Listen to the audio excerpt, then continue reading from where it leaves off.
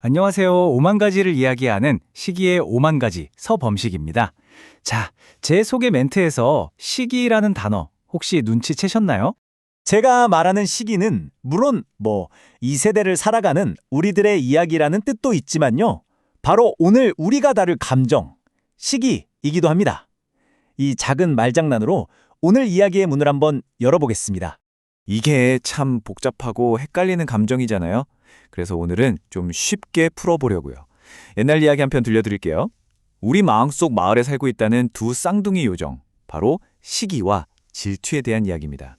이 둘이요, 겉보기엔 정말 비슷해서 다들 헷갈려해요. 하지만 속을 들여다보면 성격이 완전히 다릅니다. 시기는 그냥 남 잘 되는 꼴을 못 보는 친구고요. 질투는 뭐든지 자기 자신하고 관련 짓는 아주 격렬한 성격의 소유자죠. 그러던 어느 날 이 쌍둥이의 마음을 아주 뒤흔들어 놓는 사건이 하나 터집니다.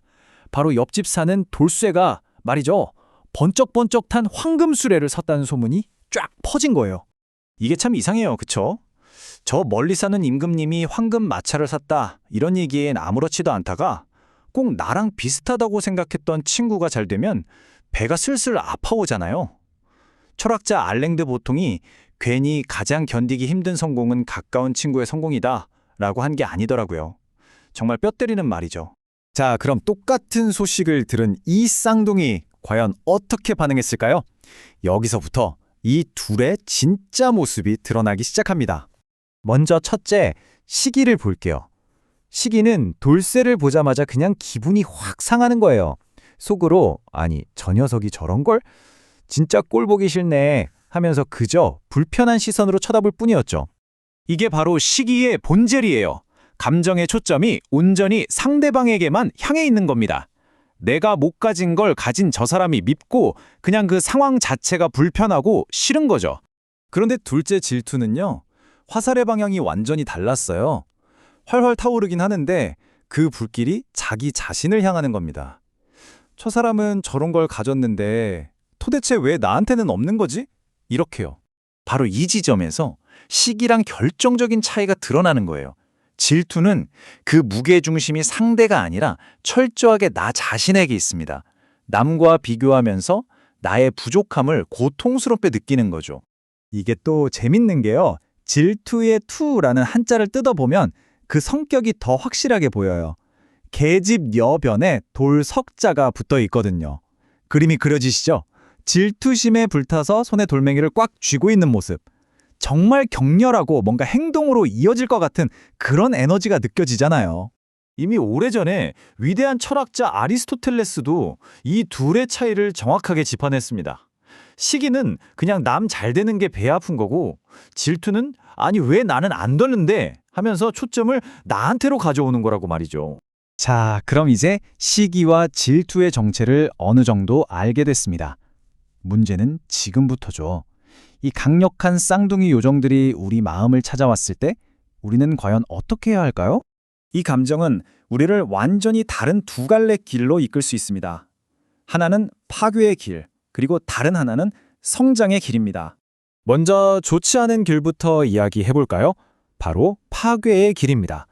특히 자존감이 좀 낮은 상태에서는요, 이 감정들에 쉽게 휘둘려서 남을 깎아내리거나 험담하는 식으로 에너지를 쓰게 되기 쉽습니다. 철학자 니체는 이런 상태를 르상티망이라는 아주 멋진 이름으로 불렀는데요. 이게 뭐냐면 강자에 대한 약자의 질투, 열등감, 원망 같은 것들이 막 뒤섞여서 비틀려버린 마음을 말하는 거예요. 이 르상티망에 한번 빠지면 정말 답이 없어요. 자기 현실을 바꿀 노력은 하나도 안 하면서 그저 세상이 썩었어, 1등만 기억하는 더러운 세상! 이러면서 세상을 향해 손가락질만 하거든요. 결국 아무것도 바뀌지 않고 제자리에서 원망만 키우게 되는 거죠. 하지만 언제나 그렇듯 다른 길도 있습니다. 바로 이 강력한 감정을 긍정적인 에너지로 바꿔버리는 성장의 길이죠. 자존감이 높은 사람들은 바로 이 질투를 엄청난 자기계발의 무기로 써먹습니다. 남을 깎아내리는데 에너지를 쓰는 게 아니라 그 뜨거운 에너지를 전부 자기 자신에게로 돌리는 거예요.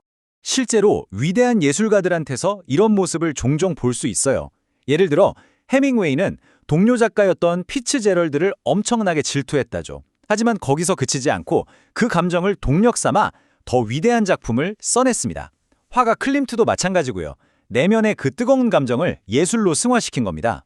그럼 우리는 어떻게 이 질투를 나를 위한 부스터로 만들 수 있을까요? 방법은 생각보다 간단합니다. 3단계로 한번 생각해 보세요. 첫째, 나 지금 질투하는구나. 왜 나한테는 저게 없을까? 하고 솔직하게 내 감정을 인정하는 겁니다. 둘째, 여기서 멈추지 않고 좋아, 나도 저렇게 될 거야. 반드시 해내고 말겠어. 하고 동기로 바꾸는 거죠. 그리고 마지막 세 번째는요. 그 뜨거운 에너지를 이제 창작이든 일이든 노력이든 내가 하는 일에 연료처럼 쏟아붓는 겁니다. 결국 선택은 우리 각자의 몫입니다. 남을 미워하면서 나 자신까지 갉아먹는 파괴적인 시기는 이제 그만 보내주고요. 왜 나는 안 돼? 라고 묻는 그 질투의 강력한 에너지를 나를 성장시키는 지혜로운 무기로 한번 사용해보는 거죠. 자, 오늘 이야기의 마지막 질문입니다. 다음에 질투라는 녀석이 여러분 마음의 문을 똑똑 두드릴 때 여러분은 그 에너지로 무엇을 만들어내시겠습니까? 파괴의 잿더미일까요? 아니면 눈부신 성장의 발판일까요? 지금까지 시기의 5만 가지 서범식이었습니다. 들어주셔서 고맙습니다.